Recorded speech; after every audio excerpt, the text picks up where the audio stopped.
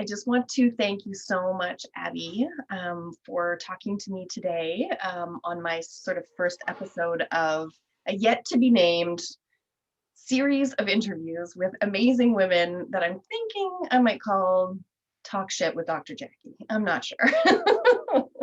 Or Amazing Women Talk Shit with Dr. Jackie. I don't know. But I really appreciate you being here, and I really appreciate the topic that we're going to talk about today, which is motherhood during the pandemic. So welcome. Thank you, Jackie, for having me. And I feel very honored and humbled to be your first guest. And I don't know what I can contribute, but here I am. You can contribute tons.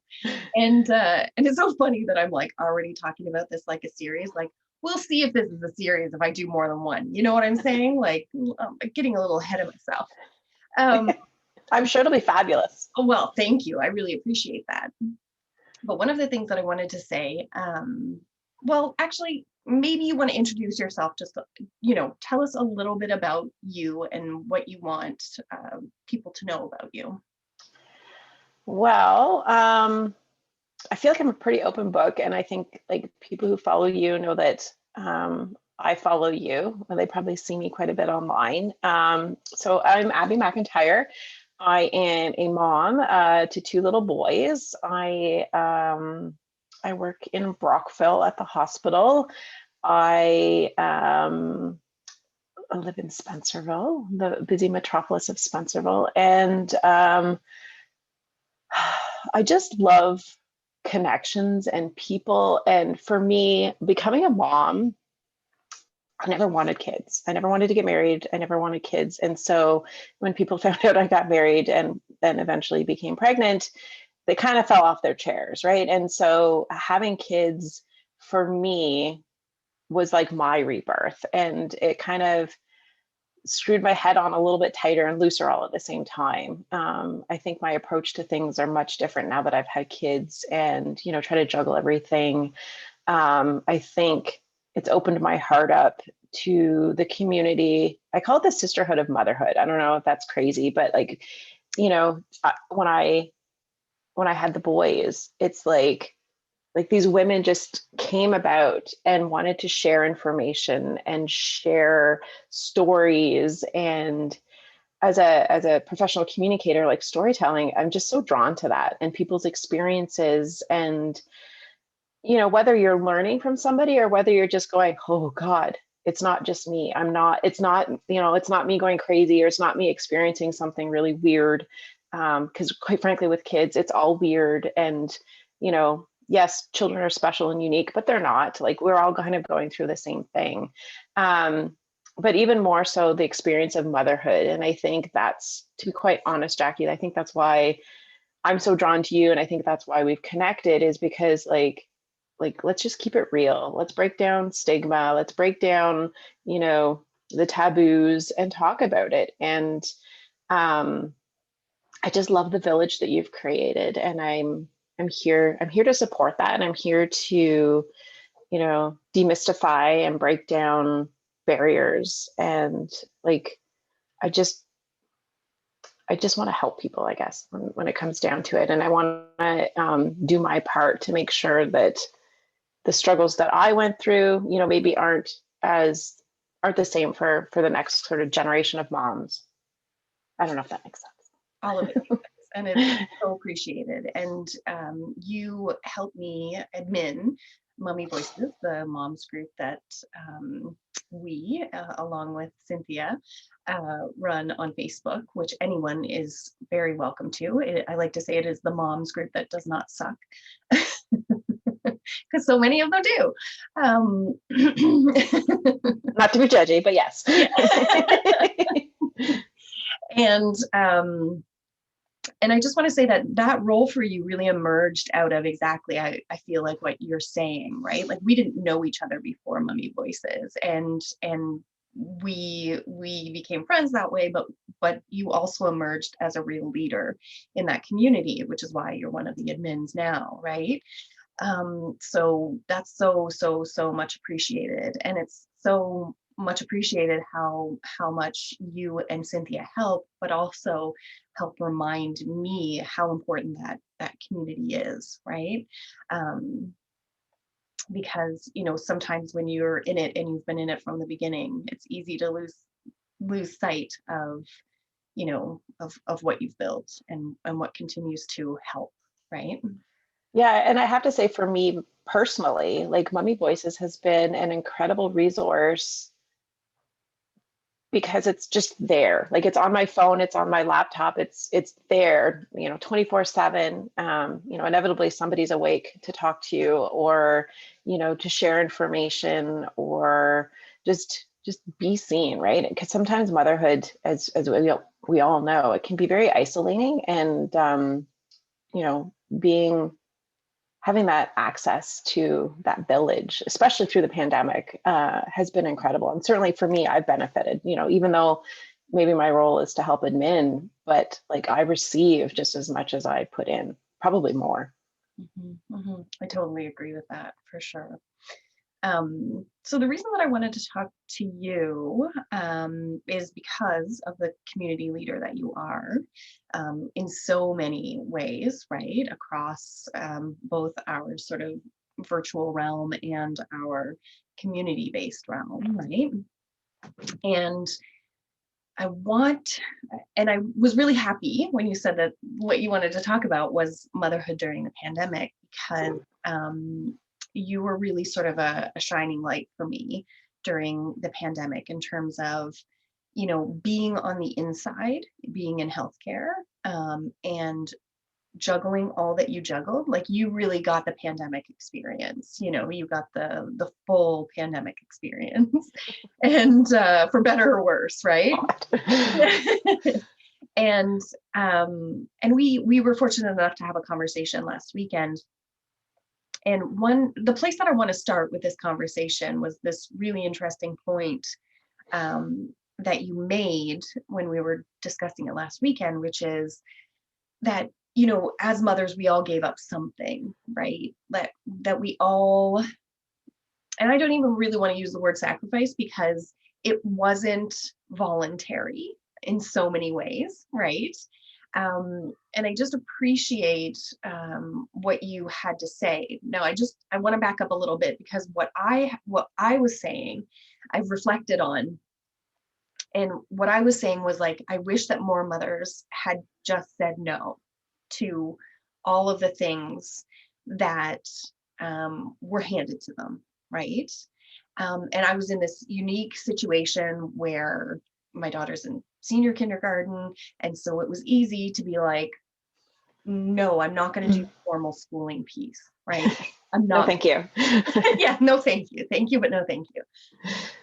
But I recognized that, like, just because I could say no to formal schooling and still, provide my daughter with sort of education outside of that or whatever, that so many people couldn't, right? Because their children's like futures and all that kind of stuff like depended on their performance during this totally fucked up year, And anyway, the point that I want to make is that when we had that conversation, it's interesting that I put the onus on women. It's interesting that I was like, and I think that has to do with like me and feeling sort of alone in my choice and wanting more support in that, right? Like I wish I had other women to be like, no, we're not doing this. And so that en masse, we could have made a difference. I think that that's where I was coming from. But I think since we've had that conversation and you very poignantly pointing out that, like we all gave up something, like what was it? What was it like what was it? Was it our mental health? Was it our physical health? Was it like, and that allowed me to sort of shift and say, again, going back to just how unfair and unjust it is that it was all foisted upon predominantly mothers. Yeah. Yeah. It's a fascinating topic to me. And so I'm a big believer in knowledge is power. And I know I'm not alone. I know I'm not unique. And throughout the pandemic, so again, I work in healthcare, and I I felt the stress like 24/7. I mean, there was moments where I worked 3 or 4 months straight with no days off. But I did it for the greater good, right? Um, and I was fortunate, I recognize my privilege in the sense that, I've got a great family life for a little while. My parents actually moved in to help with the boys. So like it was easier for me than it was for a lot of people, and I recognize that. However, I still struggled, and I still wanted to read and sort of learn more. And it was very frustrating but validating for me to recognize like the pandemic. It's a bold statement, but I feel like we survived the pandemic on the invisible labor of women and mothers. And we still are. Like people think, oh, like people are getting vaccinated, the sun is shining, the pandemic's over. Well, case in point, today I'm working from home. My children are here because we don't have access to daycare because of COVID numbers have, COVID has reduced the numbers in daycare, and it's complicated. So it's not done, right? And there's still the burden and this burnout and the stress that people are still carrying internally. During the pandemic, I think, and women, mothers in particular, society says childcare is your responsibility, right? Even though you may be the primary breadwinner, or you may not like it, or you're used to your village, it falls on the shoulders of women a lot. Again, I'm very fortunate. My husband's phenomenal with my kids, and we've kept a few people within our bubble. So it's perhaps not as difficult for me, but for others, but there's still that strain. There's still that sort of invisible, those barriers for women. And it's been really, really hard. I think, the whole concept of it takes a village became abundantly clear during the pandemic, right? Like, and as mothers, we can't be everything to our children, and they don't want us to be everything. They miss their peers, their friends, their teachers, right? Like teachers play a huge role in the lives of young people, as do, other people in the community, cousins, friends, neighbors, whatever. And it just became a very, very, very heavy burden on women. And so working in healthcare, like you could see that pressure on my, and I could see that pressure in my colleagues' eyes, right? So frontline nurses who sent their children away to live with other people so that they didn't bring COVID home for them, right? Like doing that for the first couple of waves when we didn't know as much about COVID, and it was just pure fear. And with women, a lot of us work. Some of us don't, and I shouldn't say don't. Some of us don't work outside of the home. We are, a lot work within the home.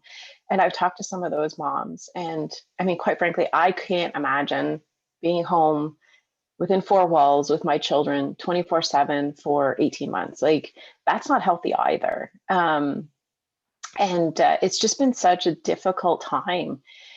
And going back to your original question in terms of, what have we had to give up? Absolutely. I think mother's mental health. I mean, there's studies on the early phases of the COVID pandemic, and absolutely women's mental health has been impacted.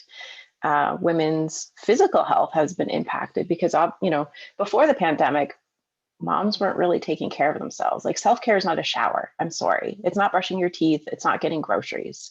And so a lot of those women gave up even more of themselves to their own detriment, because there is no option of failure. There's no option of just walking away from your kids.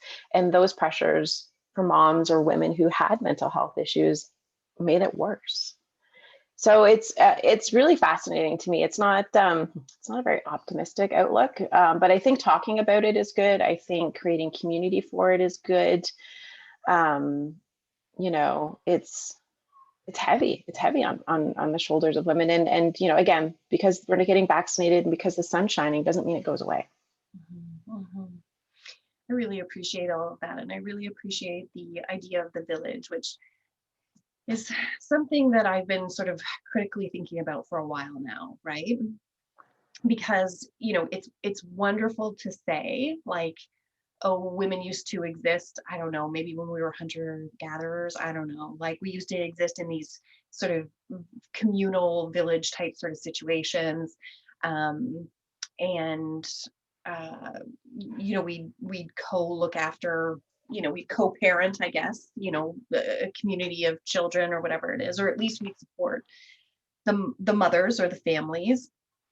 And it's interesting because it's like, I don't know, like, I don't know when that did happen in recent memory. Do you know what I mean? I believe that the shift is really more around the responsibilities that mothers in particular have to take over children.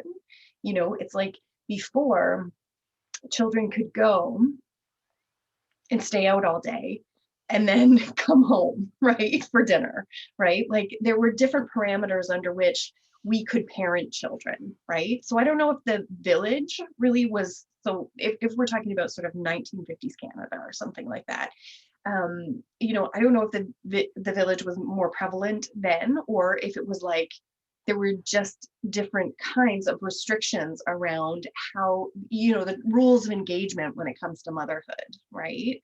Like we have to, you know, hover, we have to make children our absolute project, you know, in life. We have to, and then the complicating factor is like, yeah, and then you're with them 24/7, and that is just exacerbated to a point that it becomes unbearable, right?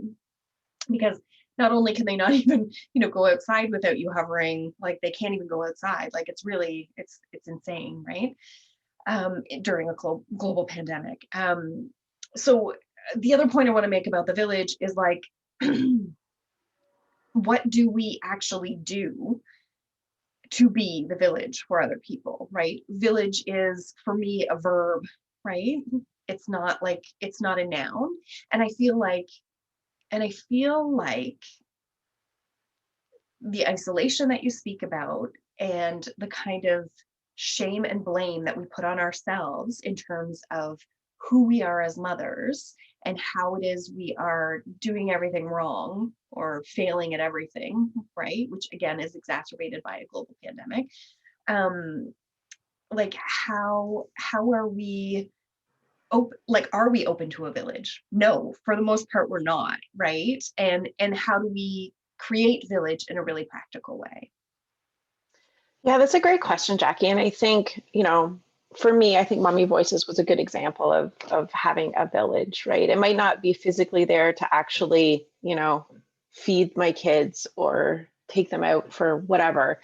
But it was my village in terms of I need to vent, I need to decompress, I need to make sure that I'm not alone, or I need to just like ask this question and I don't know who else to ask, right? Like I'm feeling this, my kids are doing that, what would you do? You know, those types of questions. And I see those asked all the time. And I think that's really wonderful.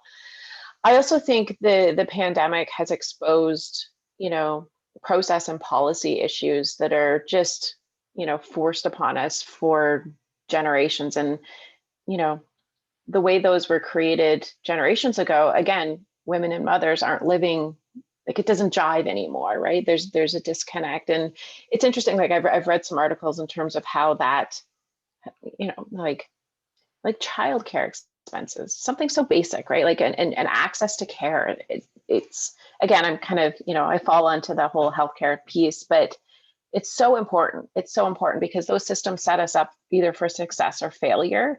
And I think, you know, it needs to change from the top down, but then also looking at groups like Mommy Voices or just, you know, folks like yourself, Jackie, who are just exposing the truths, normalizing the truths, and encouraging people to like lean in and question. It's not about me, but what can I question and what can I help to change, or how can I shift my thinking process so that it's not my fault. You know, nobody's perfect. We have some accountability, but you know, it's not just me, right? Like if we can keep coming back to it's not just me, then I think that helps people. And it's very grassroots. And I love that, you know, it's peer driven, it's conversations, it's helping each other's out. Because again, I think, you know, looking at it historically, that's what women did, right? They may not have been quite as open and honest as we are. And then maybe in the future, women will be even more forthcoming with their experiences. One can only hope. Absolutely.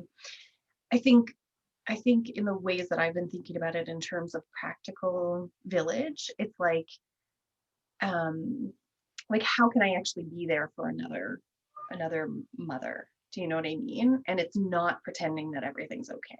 And I think that from the beginning of my motherhood experience has been really, really important. It's like I don't need everything to be okay. I don't need, like, what I need is like help and support and thinking I'm not alone and thinking I'm not crazy and thinking I'm not a monster, because this is not the most fun I've ever had in my life. Do you know what I mean? And so I think it can start with that. And so I really appreciate your framing, because I think it can start with that, like just frank conversations with your, I was thinking about this the other day in terms of like people having, like, maybe younger people in their 20s, let's say, having children, right? And nobody telling them that that's going to completely fuck up their relationship. Do you know what I mean? Like, nobody tells you that, like, for a while you're just like, who is that other person in my life? and Yeah. and like blaming them for everything because you're so tired and you're just like, oh my God, like, it's strange that we don't have these very frank conversations. Like, yeah, it might only last, a couple months, but it's going to feel really weird, because you have a new person in your relationship, and just these basic conversations. And so everybody Absolutely. thinks it's just me. It's just my relationship that's struggling. Like, what's wrong with us? So it's not normal to, or it is normal to daydream about leaving your husband for a hotel room with a newborn. I mean, I think so, but Poor guy. yeah, I had to stop joking about how I was going to leave for Jamaica when I had a newborn. So, because apparently it wasn't funny. Yeah. Anyway. Yeah. Poor guys. Yeah, no, it's funny, and these moments of truth come to us at the most bizarre times. And I think this is one of my earliest posts in Mummy Voices, but I remember, like, way back pre-COVID, like going into Starbucks, and like I ordered a coffee and I was going to put the lid on, and like I couldn't get the lid, like the lids never fit. And I was like, "Urgh!" And this woman was standing behind me, and I was like, God, it's always me. Like, this never happens. And she said, honey, it's never just you. And she just like gave me this look of like wisdom and then walked away. And like, I think about that moment all the time. And it's such a good, yeah, I know she's probably talking about the lids, but like, it just hit me in a moment where I just absorbed that. And I thought, fuck, it's not just me. Right. And that stayed with me. And, you know, I hope I'm as wise as that woman someday. Like, just to see somebody else struggling and say, honey, like, you're good. You got this. Right. Like, and I don't know. It's one of those pieces that you just don't know who's going to come into your life at what time and just leave that mark. And the generosity of what you're talking about, right? Like the generosity of, when I think back to, having a newborn and things like that, people that looked me in the face and were like, yeah, like, this is terrible. Yeah, I get it. Yeah. Like people that were willing to be honest, and the generosity of that honesty, and the generosity of sharing that wisdom. Yeah. Yeah. Honestly, that's where I want to stop, because I think it's the perfect place to stop. We've sort of come full circle, and I could pick your brain forever and hours and hours and hours, but I'm not going to do that. But I really, really, really appreciate you taking the time and just having this conversation with me, and having all the conversations that you had with me over the past 18 months that have kept me afloat. Well, thank you, Jackie. And I'll be very excited to watch the rest of your series and learn from other wise women. I am too. Yeah. So I guess I'll have to do, some more. Do it. Okay. Mwah, mwah, mwah. Thank you, and I will talk to you very soon. Bye, Jackie.